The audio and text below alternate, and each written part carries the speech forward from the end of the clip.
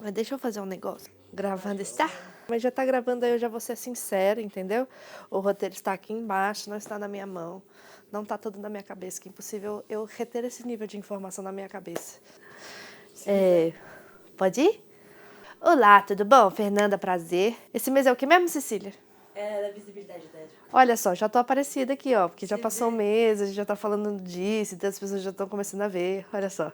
Uma piada bem ruim. Eu prometi pra vocês que eu ia fazer uma lista de mulheres lésbicas que vocês deveriam conhecer, tanto históricas quanto brasileiras, que são sensacionais, que fizeram coisas históricas no Brasil e a gente não sabe. Então, vamos começar, né? O negócio é o seguinte, tem que parar de falar o negócio seguinte, né? A primeira menção de lesbianismo na história do mundo como um todo foi em Eduana, filha do rei Sargão da Arcádia. Tá vendo? Menção pro The 100. The 100 já tinha sapatão porque Arcádia. E aí, ela era meio poetisa, ela era filha do rei, era meio poetisa, e ela escrevia uns poemas para a deusa da guerra. E em alguns poemas, alguns tradutores falam que ela falava que a deusa da guerra era a esposa dela, então dizem que talvez seja a primeira poetisa aí antes de Safos, que é a mais famosa, mas ela, teoricamente, foi a primeira, que foi 2300 antes de Cristo. Tinha essa filha do rei aí que, né, tava lá compartilhando seu amor pela deusa da guerra e da beleza. É a deusa do amor e da guerra. Por que a deusa é a mesma, do amor e da guerra? São duas coisas tão diferentes. Fica aí a questão, se você gosta de mitologia da Arcádia. Essa foi a primeira, tem a poetisa lá, o primeiro texto poético, sapatão, teoricamente, alguns historiadores falam que foi dessa princesa. A primeira menção da homossexualidade feminina em algum código tá no Código Hammurabi, que é considerado o primeiro código de regras de comportamento da humanidade, que é tipo uma pedrona que tem escrito não sei quantos mil códigos lá. E aí, nesses códigos, eles fazem menção Sal Zikrum. Sal Zikrum, a tradução é filha macho, mulher homem, que é uma mulher que pode ter várias esposas. Olha só. Que pra frentex esse povo. Esse código é de 1772 a.C. Olha que divertido. Na Mesopotâmia. E é isso. E aí a mais famosa, primeira sapatão de todas, é Safo. Safo da ilha de Lesbos, por isso que a gente tem esse nome maravilhoso, né? Que existe uma ilha que chama Lesbos. Todas as pessoas que moram lá são lésbicas? Não. Mas Safo foi de lá e Safo, ela fazia poesia erótica e super explícita do amor de duas mulheres, e por isso que ela foi considerada a primeira sapatão, né, a primeira lésbica do rolê. Mas existem alguns historiadores que falam que ela também mantinha relacionamentos com o homem. Então talvez essa primeira sapatão, que todo mundo fala, que deu o nosso nome, talvez tenha sido uma mulher bissexual, olha só. Mas eu acho que é muito importante falar que ela era, tipo, ela era uma professora, que quando a gente fala de LGBT e quando que foi o primeiro gay no mundo, as pessoas voltam para a Grécia Antiga, onde os professores achavam as mulheres eram usadas só para procriar e a relação realmente era mais bonita entre dois homens. E ela tinha exatamente a mesma coisa. A relação entre as mulheres para ela era muito bonita. E tinha coisa esquisita também, que era uma tal de gostar de pessoas bem jovenzinhas. E aí a gente, né, tem que falar, mas assim, revolução do mundo tá aí pra gente reverter essas coisas que a gente pensava no passado. Evoluir, no caso, exatamente. E aí veio, Jesus Cristo nasceu e tal, veio, né? E a gente foi o quê? Foi colocado dentro do armário e tinha que ficar dentro do armário. Peraí que tava saindo aqui. E aí ele ressuscitou no terceiro dia, rumores, mas ninguém, né, tem provas e tal. E aí a gente foi passando a humanidade, a gente chega na Idade Média, a gente deu um pulo, assim, porque não tem muita... Né? Chegamos na Idade Média, o que rolou? Rolou a tal da Inquisição, e aí na Inquisição tava na regra lá, né, da igreja, que foi baseada nas coisas que Jesus Cristo ensinou, essas coisas aí, que foi homem, foi reinterpretando, chegaram lá no negócio de regra, e aí falava que mulher não podia ter sexo com outras mulheres e homem não podia ter sexo com outros homens. Só que o pecado era muito menos grave se você era mulher do que você era homem, porque não tinha pinto envolvido. E aí eles ficavam meio confusos na relação. Nossa, mas duas mulheres, o que elas fazem? Não é considerado sexo. Mas, é engraçado, eu tava vendo umas coisas assim de lésbicas que foram condenadas pela Inquisição, né? Teve uma lésbica que teoricamente, a pena para o sexo homossexual, seja ele com mulheres ou entre dois homens, era a morte. Mas aí teve uma freira que foi pega lá transando com outra freira. E aí ela falou que ela tinha sido possuída por um espírito chamado Splendid. E aí ela só pegou 35 anos presa dentro do convento. Não foi morta. Mas aí a gente lembra de Filipa de Souza. Quem foi Filipa de Souza? Foi a primeira brasileira, junto com outras 29, mas a gente só sabe o nome da Filipa, né? Que foram 29 brasileiras, que em 1591 foram acusadas de práticas nefastas, que era sexo com outras mulheres, da primeira visita da Inquisição portuguesa no Brasil. Aí ela foi açoitada e expulsa da capitania da Bahia. E foi isso que aconteceu com ela não morreu não. Mas foi a primeira, e aí a mulher que aconteceu? Tava rolando lá a paixão e tal, ela, né, ficava com outras mulheres, e aí uma senhora foi pega pelo marido, e aí falou que foi a Filipa, que forçou ela a transar com o Zé, e aí a menina só pegou, né, uns Pai Nosso, umas Ave Maria e tal, e voltou pro marido, e aí a Filipa foi açoitada e expulsa. E aí foi a primeira sapatão brasileira, eu acho que a gente pode considerar. Talvez já existissem outras sapatões índias, talvez, mas a gente não tem escrito, né? Mas é isso. E aí, mais ou menos nessa mesma época, ainda também na época da Inquisição, a gente teve a Rainha Cristina da Suécia. Voltando um pouco para a história mundial, que ela foi rainha, né, gente? E eu achei a história dela sensacional, porque ela virou rainha com 6 anos de idade. Os pais morreram, ela virou rainha e ela rainha. Só que ela nunca quis casar. E aí teve um dia que ela simplesmente foi lá e chamou todo mundo do reino e falou assim, gente, e aí eu vou ler aqui porque é divertidíssimo a fala dela. Estou-vos a dizer que é para mim impossível casar. Tenho certeza absoluta. Meu caráter não se adequa ao casamento. Rezei fervorosamente para que minha inclinação mudasse, mas simplesmente não posso me casar. Uma rainha que chegou e falou isso, gente. Aí ela foi lá e falou assim, primo, você vai ser rei, tá? Quando eu morrer.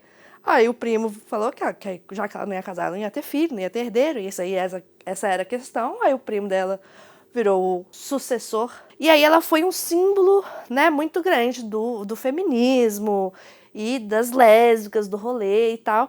Mas, recentemente, alguns historiadores vêm discutindo se ela era, na verdade, ou uma pessoa intersexual, porque existem alguns relatos das pessoas que estavam presentes quando ela nasceu, de que existia uma confusão se ela era homem ou mulher quando ela nasceu, né? Então pode ser que ela tenha sido a primeira rainha intersexual, mas isso a gente não vai saber porque eles já fizeram aquele negócio de exumar o corpo e fazer os estudos, mas não dava para poder saber ali, não tinha nada genético para poder saber se ela é intersexual ou não. E existem algumas pessoas que analisam o comportamento da rainha enxergando ela como o primeiro rei trans, porque ela, além de gostar de mulheres e ser muito charmosa com outras mulheres e se relacionar com outras mulheres, ela se recusava a ter comportamentos femininos. Então, a expressão de gênero dela também era super masculina e ela tem relatos dela falando que ela detestava tudo que era feminino. Nunca saberemos, mas acho interessante ter, né? Porque você vê, ela nasceu em 1626 e morreu em 1689. Não tinha a noção do que era uma pessoa trans na época, né? Então ela foi permitida, porque ela era rainha privilegiada, exercer, né, o papel de gênero masculino, porque ela ia pras guerras, cavalgava e lutava, decidiu que não queria casar, ninguém forçou ela a casar porque ela era rainha. E é isso aí, rolou o rolê. Acho que é super bacana pro feminismo e pras lésbicas do rolê. Outra história muito interessante, eu descobri essa história porque eu assisti uma série que saiu na ABC lá nos Estados Unidos, que conta a história LGBT, do movimento LGBT nos Estados Unidos. E o que acontece? O movimento feminista sempre foi um movimento que nunca falou sobre pautas lésbicas. Falava sobre pautas das mulheres hétero, porque são a maioria, né? E a Rita Mae Brown, ela foi a primeira feminista que exigiu com que o movimento feminista trouxesse as pautas de mulheres lésbicas. Ela foi expulsa primeiramente do movimento feminista porque ela se assumiu como lésbica e falou então, né? E lutou muito para que os movimentos aceitassem e se juntassem. Ela foi uma figura muito relevante e também foi uma mulher que teve uma ajuda essencial na hora de cuidar dos homens que estavam morrendo com HIV nos Estados Unidos na época, porque as lésbicas, na verdade, foram as únicas que estavam dispostas a encarar e a ter contato físico e ajudar nos hospitais como voluntárias. Esses homens que estavam morrendo de uma doença que ninguém sabia o que era e que todo mundo achava que era contagioso pelo ar, que você encostava na pessoa, você pegava. Hoje a gente sabe que não é nada disso, mas na época as mulheres lésbicas do rolê rolou um vamos tomar conta dos nossos amigos, porque se a gente não tomar conta, ninguém vai tomar. E ela é muito bacana. E aí a gente chega no Brasil, né? Porque vamos voltar pro Brasil de novo, porque é muito importante. A gente tem Miriam Martin e Rosalie Roth, as criadoras do jornal Xana com Xana. Mas a gente não pode esquecer também de Marisa Fernandes, que também foi uma mulher que estava ali junto na luta, Somos e participou de tudo isso. E que tá viva até hoje, gente. Tem Twitter, inclusive. Bom, próxima. Cassandra Rios. Não dá pra esquecer de Cassandra Rios, que foi a sapatão que chamou atenção porque ela escreveu livros voltados para lésbicas, com relacionamentos lésbicos, descrevendo cenas de sexo lésbico nos livros dela. E ela tinha os codinomes, né? Ela era Odete Rios. E ela foi considerada pornógrafa, né? E aí, fazendo a ligação, chamavam ela de Safo de Perdizes, porque ela também usava da literatura para poder falar sobre as paixões dela, assim como Safo lá na Grécia. Sensacional. Não, e aí o mais legal, ela faleceu no Dia das Mulheres, de 2002, e morreu com 69 anos. Não tinha como não ser sapatão, né, gente? Olha só, até na hora de morrer, ela escolheu a data certa e a idade certa pra morrer. Não, mentira, ela podia ter ficado viva mais tempo, porque a gente ia gostar muito, mas eu achei, né, esse negócio de número é significativo. Próxima é uma que eu gosto muito pessoalmente, porque eu gosto muito de esporte. Você gosta de esporte, Cecília? Eu gosto. Billie Jean King foi a primeira atleta mulher a assumir a sua homossexualidade, atleta de elite. Ela era tenista. Ela ficou muito famosa porque em 1973 ela estava tipo no topo, ela estava jogando muito bem. E aí ela começou a reclamar que os homens ganhavam mais do que as mulheres nos jogos, nos campeonatos. E aí a galera não estava fazendo nada. Ela fez o quê? Criou uma liga de mulheres e se rompeu com a Liga dos Homens, porque assim, vocês não vão fazer nada, eu vou fazer. E aí começou a gerar um burburinho. E aí um cara que estava aposentado há anos já, um tenista, virou e começou a falar: eu duvido que você ganhe de mim. Mulher tem que ficar na cozinha.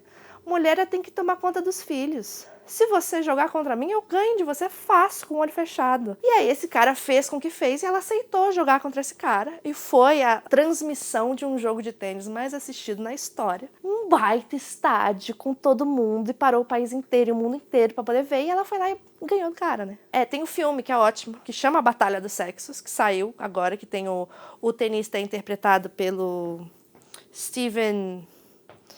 Qual que é o nome dele? Que fez The Office. Narigudo, o virgem de 40 anos. O virgem de 40 anos faz o escroto, o chauvinista, e a Emma Stone faz Billie. E aí, o que acontece? Ela casou com um cara, e ela já era casada com esse cara quando isso acontecia, mas aí ela foi se descobrindo lésbica. E ela falou que ela nunca casaria com um cara se ela soubesse que era ela lésbica antes. Só que daí ela estabeleceu uma relação de muita amizade com ele. E aí tinha todas as questões. Então ela demorou muito tempo para poder, né, sair do armário. E ela não saiu do armário por vontade própria. Isso que é o mais tenso. Em 1981, a mulher com que ela tinha um relacionamento entrou na justiça contra ela. Meio que para exigir dinheiro da união estável. E aí ela, ao invés de esconder e falar assim, não, essa menina tá viajando, ela falou assim, não, é isso mesmo. E aí ela continuou casada com o cara por mais alguns anos. E aí depois, quando eles se separaram, continuaram amigos. E ela falou, não, realmente eu sou, né? Ela fala que por ter gostado muito dele, ela fala que é bissexual, porque ela teve esse relacionamento, mas que ela, né, depois, hoje ela só se interessa mesmo por mulheres. E ela tá viva até hoje, virou tipo uma baita ativista do movimento LGBT.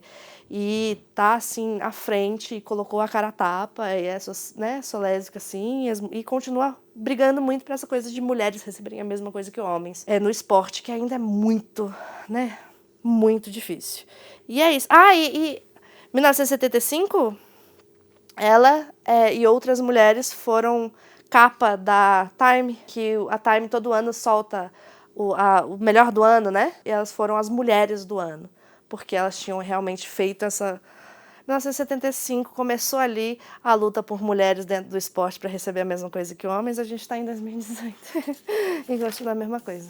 E aí agora eu vou fazer uma lista rápida, assim, de sapatão que você já sabe que é sapatão e que eu acho que são bacanas. Se você não conhece ainda, é rapidinho. Ellen DeGeneres, Bruna Linsmeyer. E ela é tão maravilhosa que ela fala assim, quando perguntaram pra ela, por que você decidiu falar que você é lésbica? Assim, nunca tive outra opção. Eu tenho que falar sobre isso porque eu tenho, né, uma plataforma e eu preciso falar sobre isso que as pessoas se reconheçam em mim. Larissa França, ela é casada com a Lili Maestrini. Maíra Gadu, vamos falar também de Adriana Calcanhoto. Foi casada durante anos, a esposa dela faleceu, daí os jornais falaram que a namorada dela fazia. A menina era casada há 35 anos, morava com a mulher e aí chama de namorada. Nanda Costa acabou de sair do armário agora, né, oficialmente e tal. Carol Duarte, maravilhosa. Rafaela Silva, não podemos esquecer. Ellen Page, você lembra quando a Ellen Page saiu do armário? Ela foi falar num discurso onde ela ia falar só em prol, né, da comunidade LGBT, ela sai do armário. Nossa, é sensacional.